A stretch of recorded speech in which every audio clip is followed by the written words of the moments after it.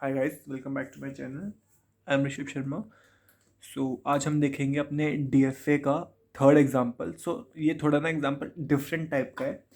तो अभी तक हम लोग ने क्या देखा था? अभी तक हम लोग ने ये देखा था कि स्टार्टिंग विद ए, है ना, एंडिंग विद बी, या फिर starting with A and ending with B, इस टाइप के देखे थे। तो ये थोड़ा डिफरेंट है, क्योंकि ऐसा नहीं होना चाहिए ना फिर आप लोग बोलो कि यार जब पढ़ा रहा था तब तो इजी इजी एग्जाम्पल करा दिया ना, पेपर में टफ एग्जाम्पल आ गए, है ना। ऐसा नहीं होना चाहिए।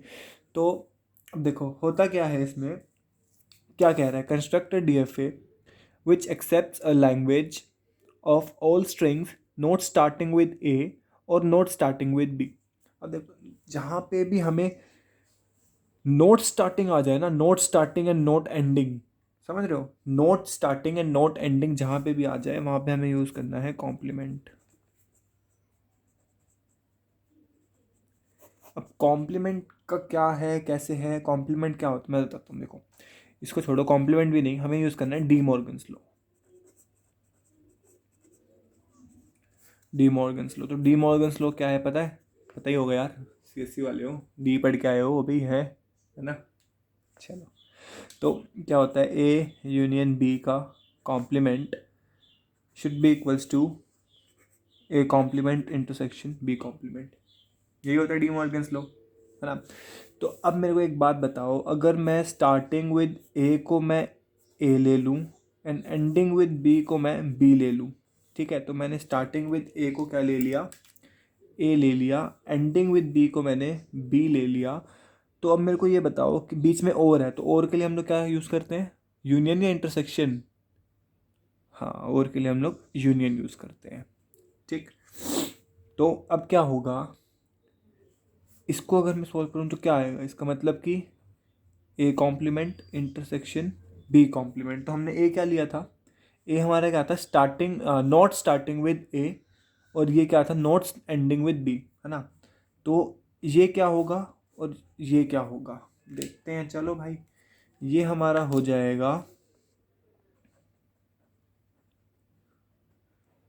स्टार्टिंग विद ए, और ये क्या हो जाएगा, एंडिंग विद बी, है ना। इन दोनों का इंटरसेक्शन, समझ रहे हो, यही हो रहा है। तो अब मुझे ये बताओ, starting with A and ending with B का हमने डीएफए अभी लास्ट वीडियो जो है उसी में मैंने बताया था, है ना।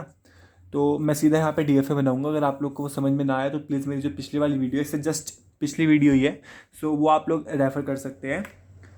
मैं सीधा यहाँ पे बना देता हूँ। तो उसमें क्या था, हम लोग ने क्या लिया था, एक क्यू नॉट लिया था, है ना। उसके बाद हम लोग ने क्या डाला था, उसमें ए डाला था, क्योंकि स्टार्टिंग विद ए है तो ए डाला था। उसके बाद Q1 लिया था, देन हमने B डाला था, तो हमारे पास जो है फाइनल स्टेट आ गई थी Q2, ठीक। उसके बाद ये क्या था, स्टार्टिंग विद A है तो हम लोग क्या करेंगे, B को ट्रैप करेंगे पहले। B को हम लोग ने ट्रैप कर दिया था, ठीक है। उसके बाद क्या हुआ था, उसके बाद यहाँ पे सेल्फ लूप लगाया था एक, किसका लगाया था हमने, A का लगाया था यहाँ पे, ठीक है। यहाँ पे सेल्फ लूप लगाया था, किसका लगाया था, B का लगाया था, और यहाँ से हम लोग ने A को यहाँ पे भेजा था।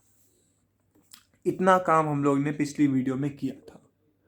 नहीं समझ में आ रहा, जाके वीडियो देख लो, ठीक। अब हमें क्या करना है, अब हमें क्या करना है, सर इसमें डी मॉर्गन्स लॉ कैसे लगाएं, क्या होगा, कैसे लगेगा, नहीं समझ में आ रहा, छोड़ो, कुछ नहीं करना। हमें हमें क्या करना है, कॉम्प्लीमेंट करना है ना इनका। तो इनका हमने इस पूरे का कॉम्प्लीमेंट करना है, मतलब इस डीएफए का कॉम्प्लीमेंटेड वर्जन बनाना है। तो डीएफए का कॉम्प्लीमेंट करने का तरीका क्या होता है, डीएफए कॉम्प्लीमेंट, तो डीएफए कॉम्प्लीमेंट कैसे करना होता है, जो हमारी फाइनल स्टेट्स हैं, फाइनल स्टेट को बना दो नॉन फाइनल, ठीक, और नॉन फाइनल को बना दो फाइनल, ठीक है। फाइनल को बना दो नॉन फाइनल और नॉन फाइनल को बना दो फाइनल। तो अब देखो, सबसे पहले देखते हैं इसकी लैंग्वेज। अब ये क्या कह रहा है कि it should not start with A, not start with A मतलब कि पहला लेटर क्या हो सकता है, बी हो सकता है ना। और क्या बोल रहा है, should not end with B, और है यहाँ पे, समझ रहे हो। तो और का मतलब क्या होता है, या तो ये हो या ये हो, दोनों में से कोई एक चीज़ होनी चाहिए, दोनों नहीं, दोनों में से कोई एक, है ना। तो अब इसमें क्या है, ये स्टार्ट विद ए हो गया, एंड विद बी हो गया, मतलब स्टार्ट भी बी से है, एंड भी बी से है, स्टार्ट भी बी से है, एंड भी बी से है ना। तो कंडीशन सेटिस्फाइड, ठीक है। उसके बाद अगर मैं ए ले लूँ, स्टार्ट भी एन से ए से है और एंड भी ए से ही है, समझ रहे हो। और क्या बन सकता है इसमें, और हमारा बी ए बन सकता है, क्योंकि स्टार्ट बी से हो रहा है, समझ रहे हो, स्टार्ट बी से हो रहा है और एंड ए पे हो रहा है, इसका अपोजिट, बिल्कुल जो कंडीशन दी थी उसका अपोजिट, है ना। और क्या हो सकता है, एक सबसे इंपॉर्टेंट चीज, सबसे इंपॉर्टेंट, एप्साइलन, एप्साइलन मतलब नल, और आगे कुछ भी हो सकता है, उसको छोड़ो, इनफाइनाइट सेट है, कोई दिक्कत नहीं है। सो एप्साइलन मतलब नल, नल भी हो सकता है ना, क्योंकि नल ना तो ए से स्टार्ट हो रहा ना बी पे ख़त्म हो रहा, ठीक है। तो ये इसमें हो सकता है ना। अब देखते हैं इसका कॉम्प्लीमेंट। तो कॉम्प्लीमेंट के लिए मैंने क्या कहा, जो फाइनल है उसको कर दो नॉन फाइनल, और जो नॉन फाइनल है उसको कर दो फाइनल। कर देते हैं भाई, ठीक, चलो ट्राई करते हैं एक बार। तो यहाँ पे आ जाएगा क्यू नॉट, यहाँ पे नॉन फाइनल थी तो यहाँ पे हम इसको बना देंगे फाइनल स्टेट, ठीक। इसके बाद यहाँ पे ए दिया हमने, Q1 हमारी नॉन फाइनल थी तो इसको हम बना देंगे फाइनल स्टेट।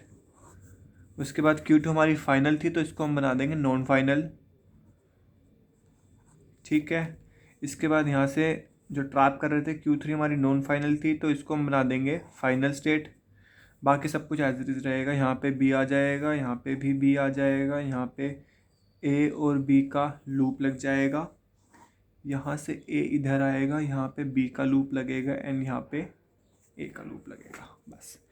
तो ये जो DFA बना, ये हमारा DFA किसका बन गया, इसके लिए to check the first string should not be starting with B and the ending string should not be A, है ना। तो इसका हमारे पास जो है DFA बन गया। अब देखो इसको चेक करते हैं, इसको हम चेक करते हैं। तो अगर मैंने यहाँ से एप्साइलन इनपुट किया, एप्साइलन इनपुट किया तो मतलब कि सीधी फाइनल स्टेट Q0 पे ही फाइनल स्टेट आ गई, एप्साइलन इनपुट किया Q0 पे फाइनल स्टेट आ गई, ठीक है भाई। अगर मैंने A इनपुट किया तो फाइनल स्टेट Q1 पे A भी ले लेगा, ये A ले लेगा, Q1 पे फाइनल स्टेट आ जाएगी, ठीक है। अगर मैंने B इनपुट किया तो यहाँ से हमने B इनपुट किया, Q3 फाइनल स्टेट बन जाएगी, समझ रहे हो। इसके बाद अगर हमने BA इंसर्ट किया, BA इंसर्ट किया तो यहाँ से B जाएगा तो यहाँ पे आ जाएगा, उसके बाद A और B का यहाँ पे लूप लग रहा है तो अगेन Q3 फाइनल स्टेट बन जाएगी, समझ रहे हो। तो ऐसे हम लोग कुछ भी इसमें इंसर्ट करें तो हमारा फाइनल स्टेट बन जाएगी, कोई इसमें दिक्कत नहीं है, ठीक है। अब बात आती है क्या, अब बात आती है कि अगर हमने यहाँ पे A इंसर्ट किया तो क्या होगा, अगर हमने यहाँ पे A इंसर्ट किया तो क्या होगा। अगर मैं बोलूँ कि मैंने A B B A ये स्ट्रिंग इसमें डाल दी तो क्या होगा, देखो भाई तो क्या होगा, देखते हैं। तो अब देखो यहाँ से मैंने दिया A आने पे यहाँ पे आ गया, B दिया तो Q2 पे, पर Q हमारी फाइनल स्टेट थी, Q तो हमारी फाइनल स्टेट है ही नहीं, है ना।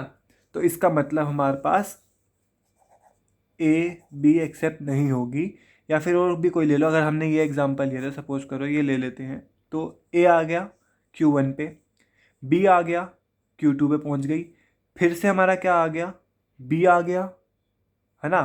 तो किस पे जाएगा, Q2 पे रहा। अब यहाँ पे क्या कह रहा है, अब यहाँ पे A आ गया, यहाँ पे A आ गया तो हमारे पास फाइनल स्टेट मिल गई Q1, तो ये हमारी एक्सेप्ट होगी। ये एक्सेप्ट क्यों होगी, क्योंकि यहाँ पे क्या कह रहा है, इसने बोला A से स्टार्ट नहीं होना चाहिए और B पे ख़त्म नहीं होना चाहिए, मतलब अगर इन दोनों में से कोई एक भी कंडीशन ट्रू हो गई तो स्ट्रिंग एक्सेप्ट हो जाएगी।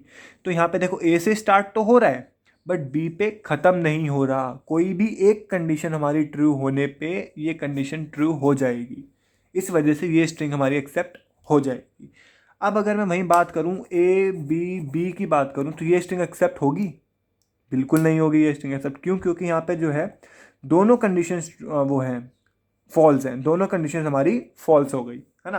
तो चेक कर लेते हैं एक बार। ए हमने दिया Q1 में पहुँच गया, फिर हमने बी दिया Q2 पे पहुँच गया, फिर हमने बी दिया Q2 पे सेल्फ लूप लग गया, तो Q2 हमारी फाइनल स्टेट है ही नहीं, तो ये एक्सेप्ट होगी ही नहीं। ठीक है, तो गाइस ये हमारा था DFA का जो है हम लोग एग्जाम्पल देख रहे थे। सो नेक्स्ट वीडियो में हम लोग थोड़े 2-4 एग्जाम्पल और देखेंगे। So thanks for watching and अगर आपको अच्छा लगा हो तो प्लीज़ मेरे को नीचे कमेंट करके ज़रूर बताइएगा।